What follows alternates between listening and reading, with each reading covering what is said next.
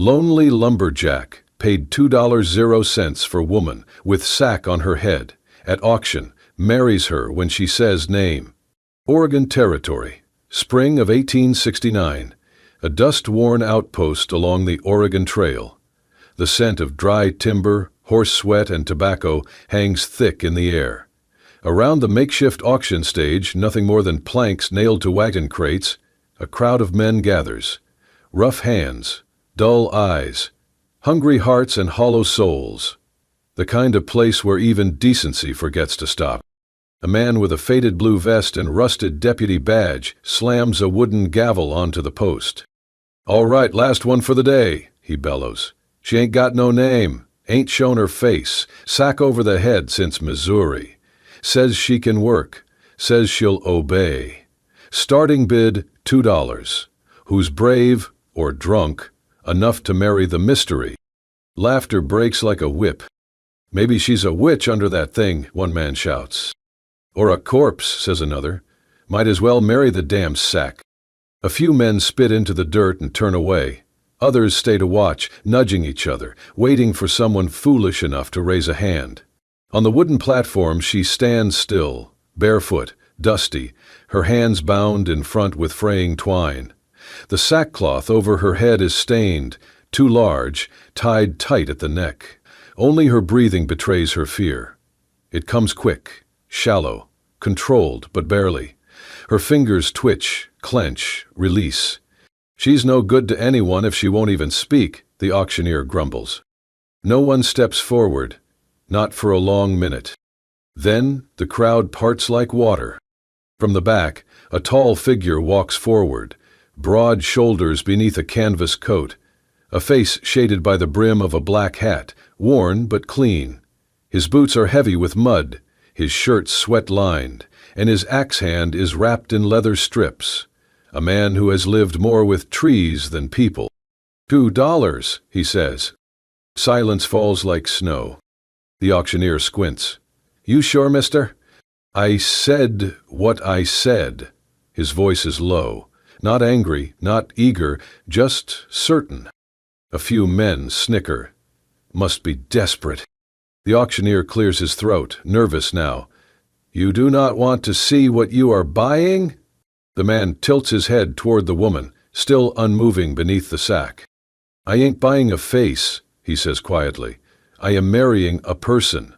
Even the wind stops. No one laughs this time. "Fame?" the auctioneer mutters. "Silas Boone." "A profession?" "Lumberman, Northridge." The auctioneer scribbles. "Fine. Let it be known that Mr. Silas Boone, resident of Oregon Territory, has entered lawful marital contract under the eyes of God and the witness of this court."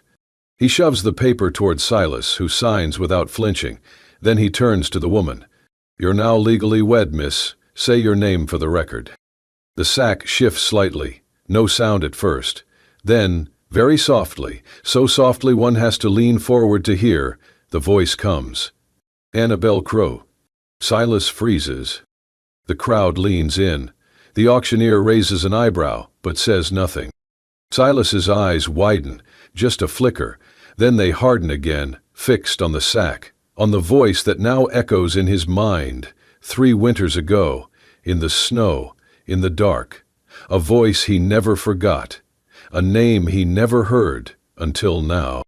And suddenly, the forest silence, the bloody snow, the firelight in that frozen cave, it all rushes back.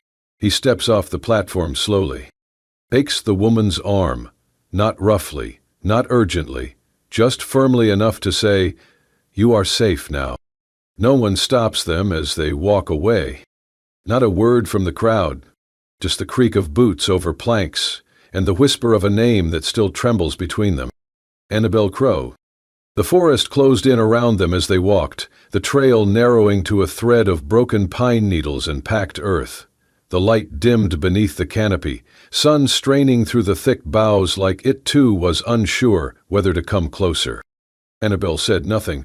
The sackcloth still covered her head, drawn tight around her neck, the edges fluttering in the evening breeze.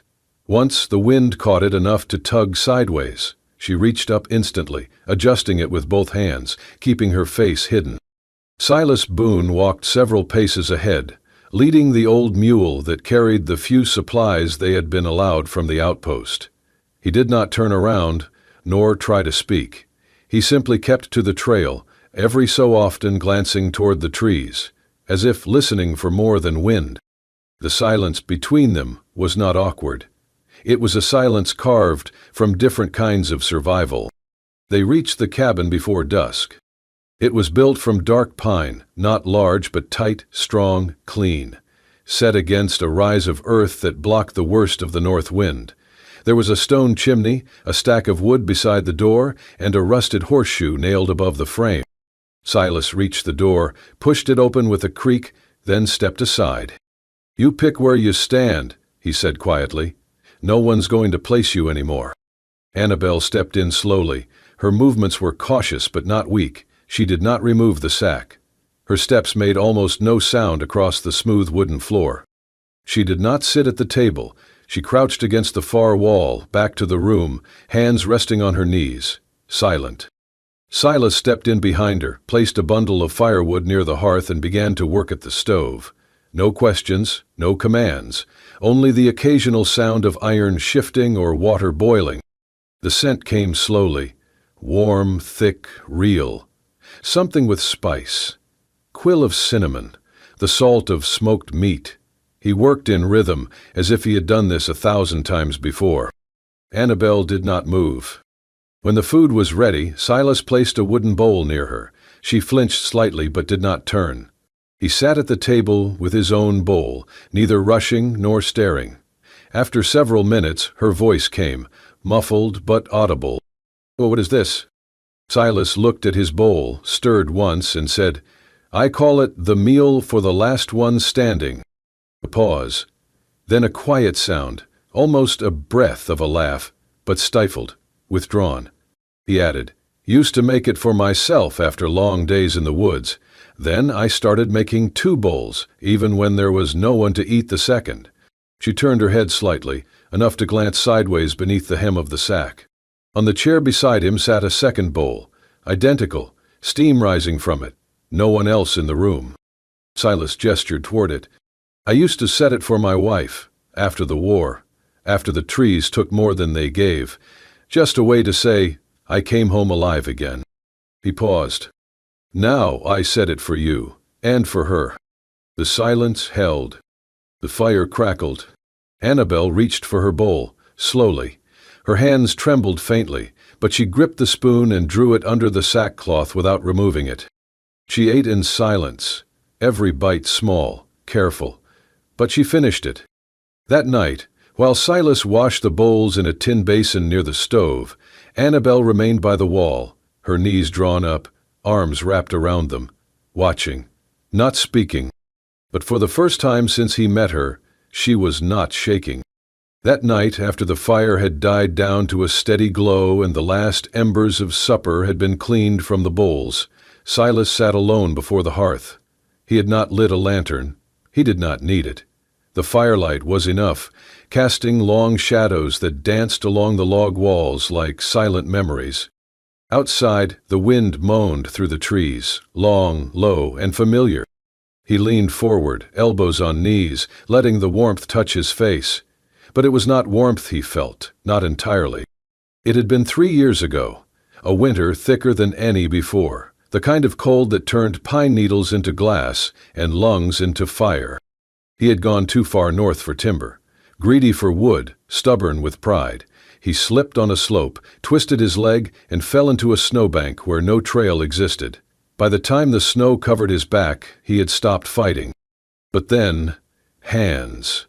Rough, calloused, a pull, dragging him.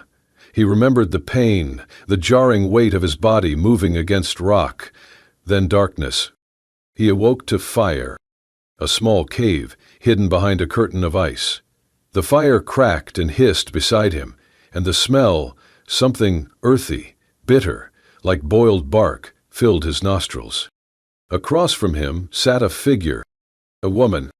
Her face was hidden beneath a sackcloth, tied carefully, just like the one in the cabin now. She wore layers of scavenged wool and leather, boots stitched from scraps. Her hands moved with precision as she poured a ladle of steaming liquid into a tin cup. When she spoke, her voice was neither high nor low, only soft, measured, tired. "You do not need to know who I am," she said, "but I am not going to let you die." He had tried to speak, but no words came. "Drink this," she continued. "It is pine bark and dry lichen. It will help the fever." He remembered the taste, bitter, but he drank. She had wrapped his leg, set it against hot stones, kept the fire going through the night. He faded in and out, fighting the cold, the pain, and whatever dreams tried to steal him away. When he woke again, morning, light blue and cruel, she was gone. Only the fire remained, low and guarded, and beside it, folded neatly, was a square of cloth, embroidered, purple flowers stitched in uneven thread, no larger than a palm. A token, or perhaps a message. He kept it, still had it, folded inside his coat pocket. And now, in the cabin behind him, a woman sat, with the same voice, the same quiet hands, the same sackcloth over her face, and a name, Annabel Crow. He closed his eyes, leaning further into the fire. He did not need proof.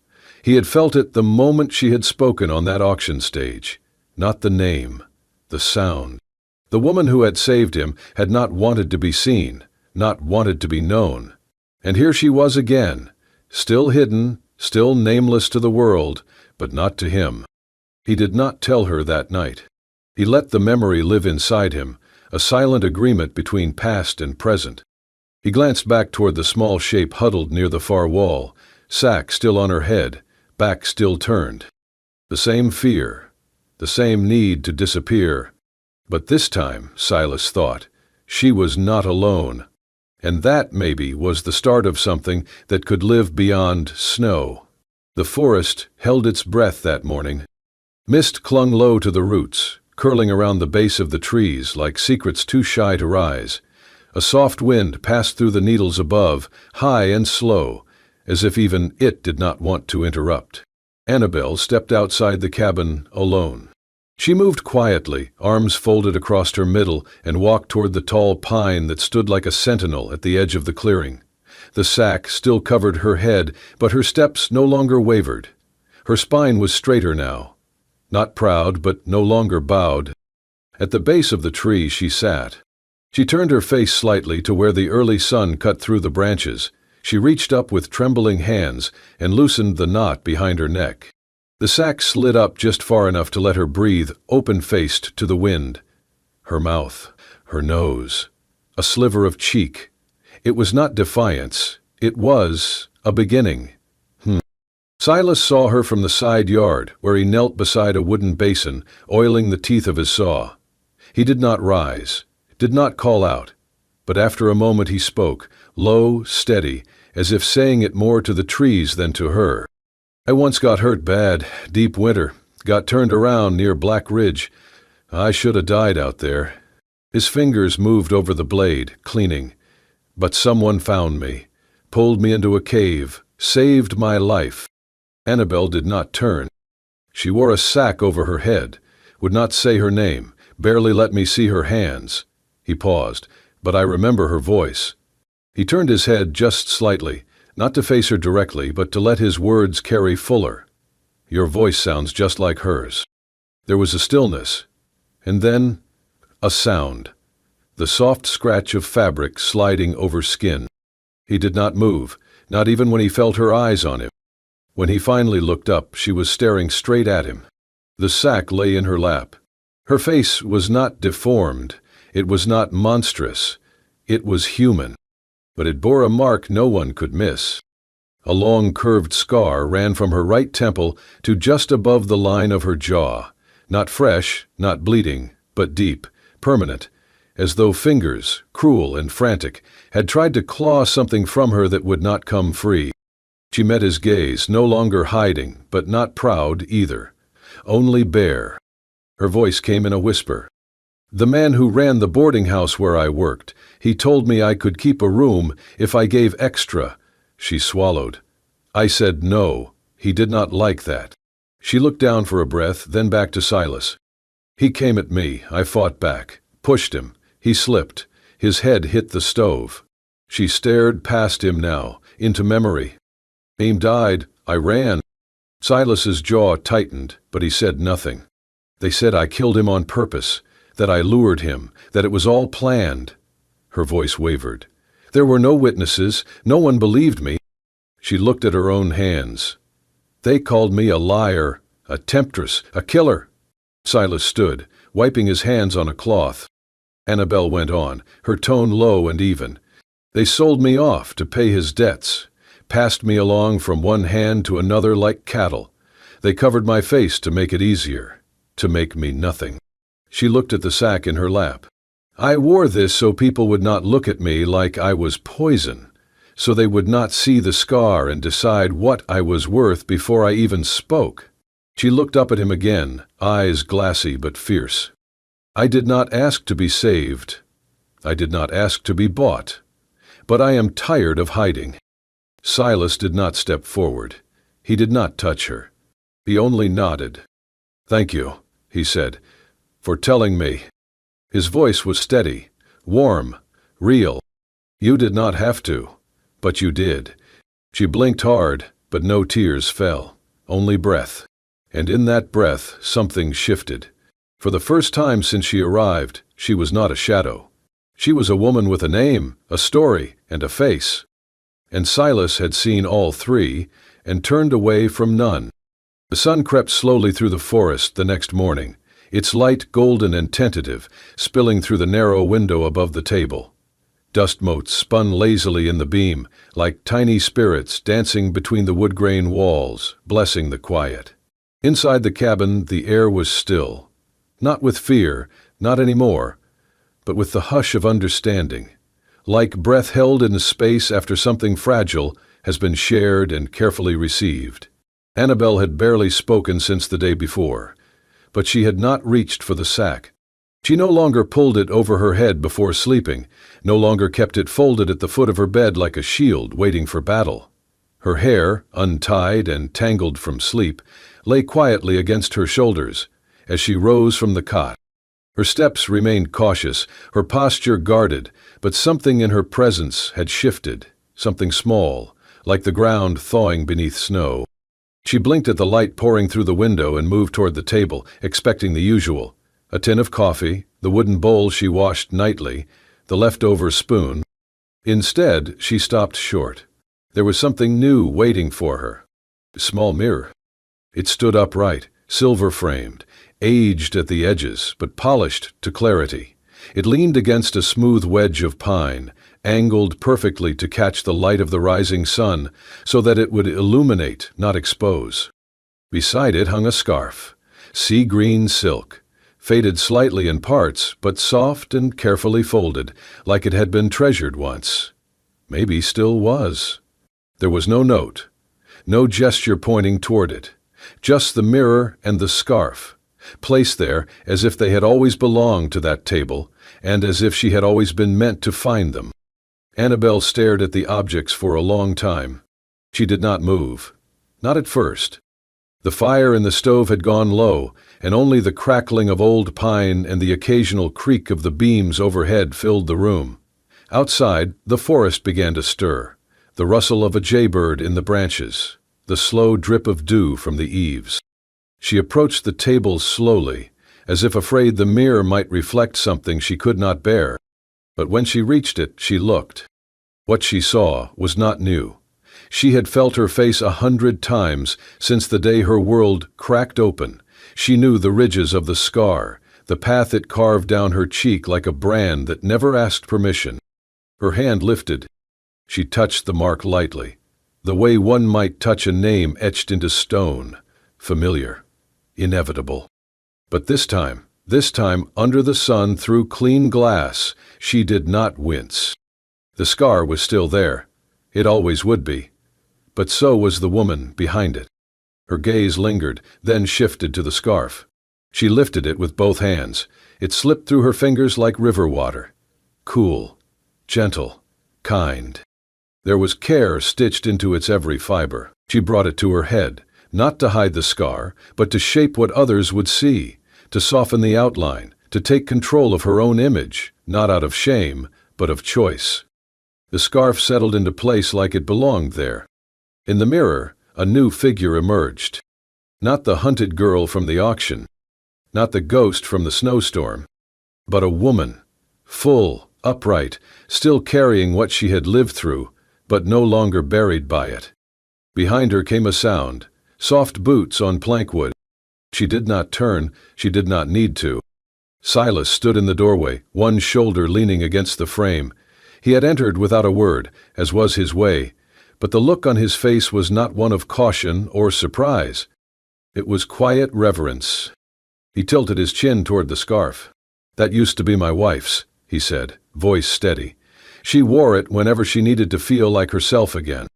Annabelle's fingers brushed the silk near her temple. "I thought maybe it would suit you too," he added.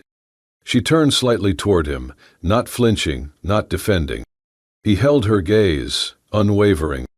Then, with a voice as soft as moss and just as anchoring, he said, "Anyone who tries to make you ashamed of what you live through is blind." A beat passed. "And the blind do not get to judge beauty." Her throat tightened.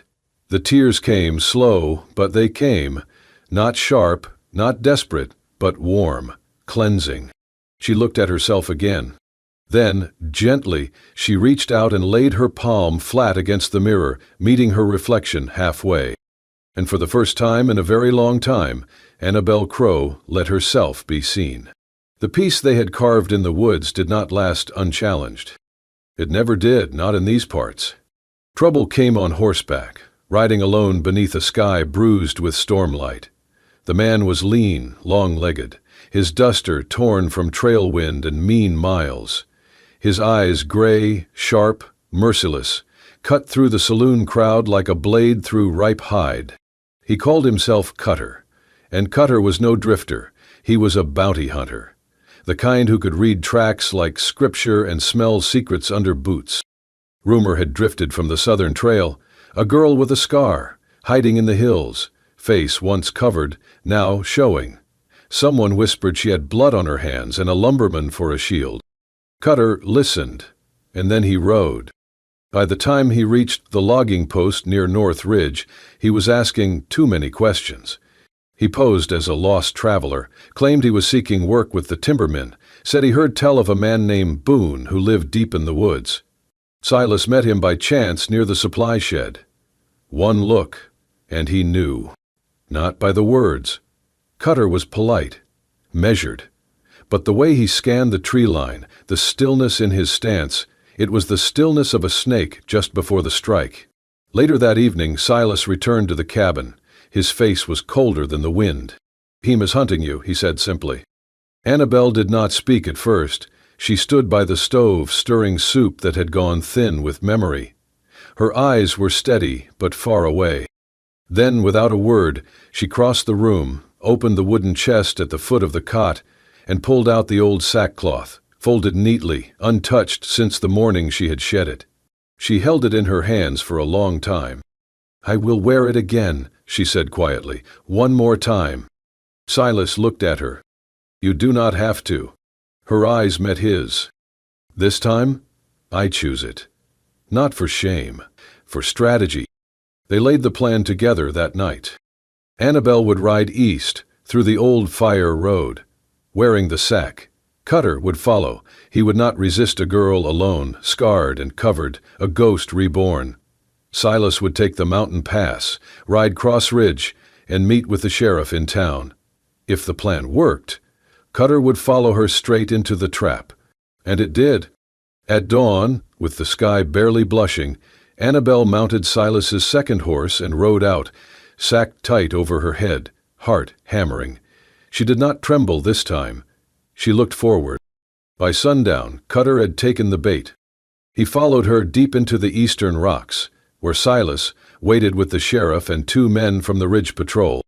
Cutter drew first, but not fast enough. He was disarmed, bound, and thrown over the back of his own horse, charged with unlawful pursuit, attempted assault, and intent to kill. Annabel watched it all from the hilltop, her form still hidden beneath the sack. Only once Cutter was gone did she ride down. When she reached Silas, he stepped forward to help her down from the horse. She let him. Then, slowly, she reached up and untied the knot at the base of her neck. The sack slipped free. She folded it once, twice, then held it in both hands, staring at the fabric. Silas watched her, unsure of what she would do. She looked up at him, her expression quiet, but no longer afraid. "It saved me one last time," she said. "Not because it hid me, but because I used it." He nodded. "Then what will you do with it now?" She looked at the trees, at the fading trail, at the world she had once moved through like a shadow. She folded the sack one more time and tucked it beneath her arm. "I will keep it," she said softly, "not as a cage, but as proof." Silas raised an eyebrow. "Proof of what?" She smiled. "That even what was once my prison can become my shield, if I choose it to be." And for the first time there was light in her voice. Not the light of laughter, but the light of a woman who had lived through the dark and now could name it. It was mid-afternoon when the knock came. A slow, uncertain tapping. Not the kind of knock that demanded, "Ha?" but the kind that asked permission. Silas opened the cabin door to find a woman standing on the porch. Her dress was worn, travel-stained, and her boots carried the red dust of long roads. Her skin was dark, her posture straight, her eyes cautious but kind.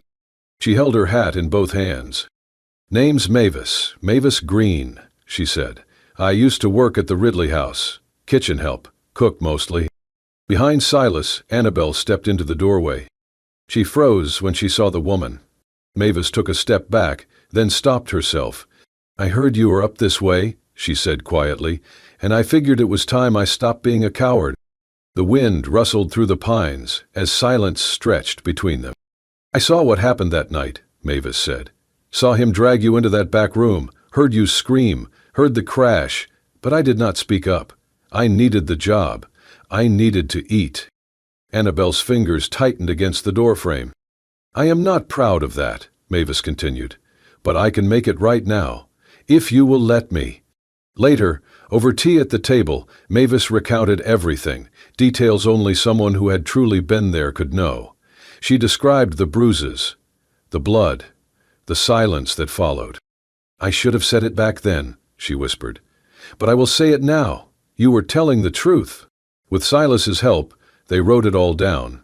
Mavis signed the affidavit in strong, careful penmanship. The letter was sealed and sent to the nearest judicial office by horseback courier. Weeks passed.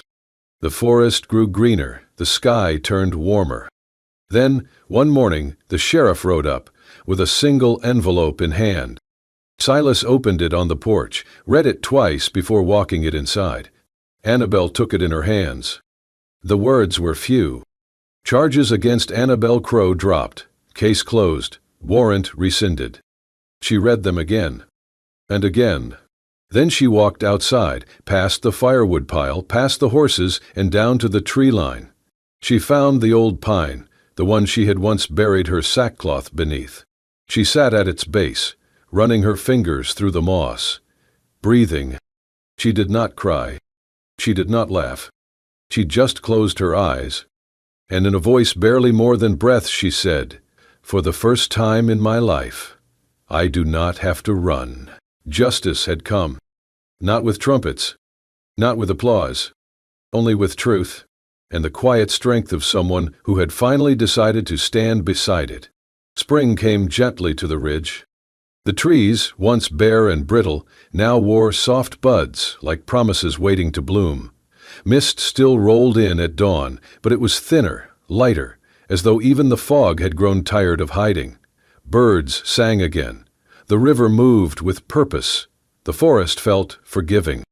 Silas had been busy. With spare wood and a quiet kind of care, he built a modest canopy just outside the cabin, near the edge where wildflowers began to claim the grass.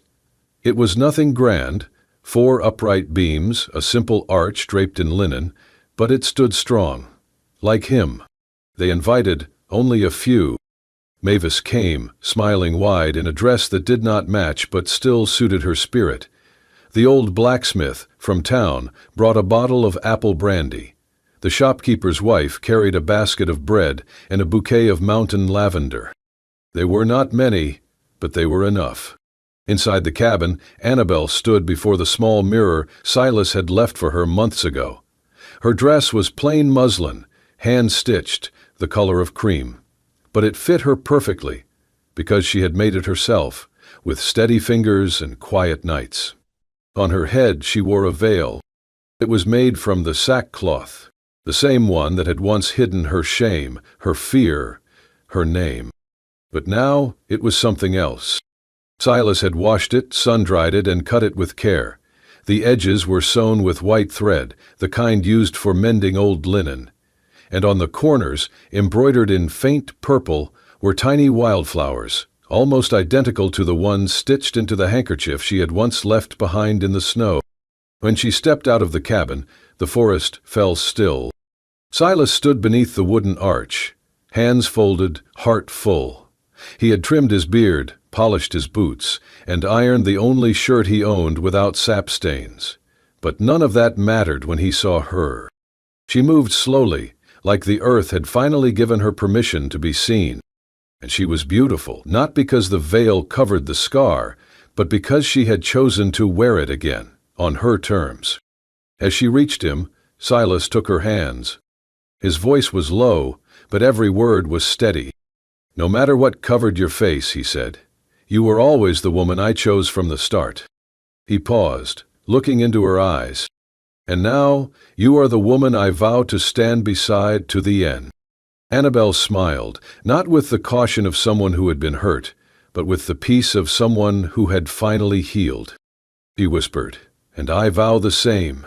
There was no priest, no vows read from books, just them, and the trees, and the people who mattered most. And when they kissed, soft and sure, the wind picked up just enough to rustle the linen overhead. A few drops of rain fell, light as breath. Mavis leaned close to the blacksmith and said, not quite aloud, "Never thought I'd see a burlap sack turned into a wedding veil." Then, after a beat, she added, "Never thought it could be so damn beautiful." The blacksmith chuckled. "Ain't the sack," he said. "It's what she turned it into." Later that evening, as the fire crackled and laughter mingled with birdsong, Annabel sat beside Silas on the porch. The veil lay folded in her lap. She ran her fingers across the embroidered edge. "Funny," she said. "This thing used to mean everything I feared." He looked over. "And now?" She smiled. "Now it means everything I chose." Silas nodded. He reached over, lacing his fingers through hers. They sat that way until the stars came out. And the forest, once their prison, now held them like home. And so, beneath the towering pines, and a veil once born of shame, Annabel Crow and Silas Boone found what so many had lost on the frontier. Peace, not in forgetting the past, but in reclaiming it. Their love did not erase the pain, the scars, or the silence, but it turned what once bound them into something that could bless them. Because sometimes, in the Wild West, survival was not just about holding on, it was about choosing what to hold on to. Thank you for riding with us through this journey of redemption, courage, and quiet devotion. If stories like this move your heart and stir your soul, do not forget to subscribe to Wild West Love Stories, where love rides farther than fear, and even the roughest trails can lead home. Tap the bell so you never miss the next tale. Until then, ride steady, love deep, and remember, where bullets missed, hearts did not.